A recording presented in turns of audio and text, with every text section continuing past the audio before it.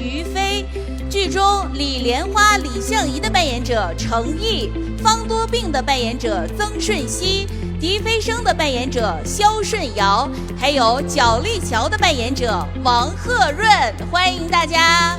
哇塞，看到剧组的主创们走过来，浩浩荡荡的队伍，觉得特别感动。是的，因为其实莲花楼刚刚完结不久，在剧中我们跟着主演们一同感受了在武侠世界这个打怪升级和历险的过程，是特别感动的。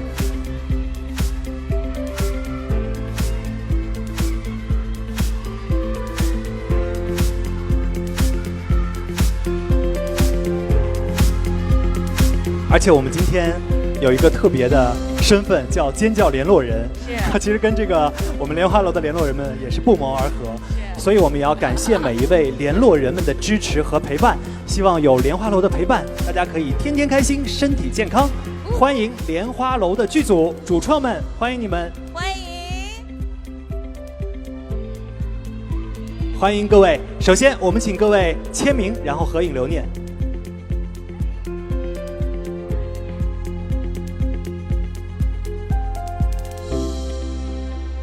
好，来，我们一起先签名。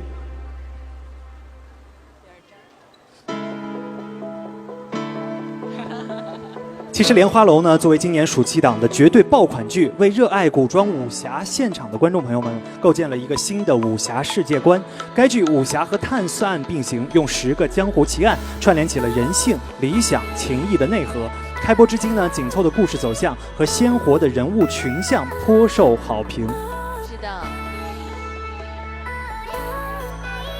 哇塞，大家的热情都被点燃了。非常开心，莲花楼的朋友们、主创们又重聚了，在爱奇艺尖叫之夜，好感动呀！这样，我们请工作人员送上麦克风。我们拍照的同时，先请莲花楼的各位主演们依次跟我们打个招呼。我们从陈毅先开始。陈毅先来。各位观众朋友们，大家晚上好，我是演员程毅。欢迎陈毅。接下来。大家晚上好，我是演员龚正熙。欢迎小溪。接下来，戴老师。大家好，我是编剧刘芳。欢迎刘芳老师。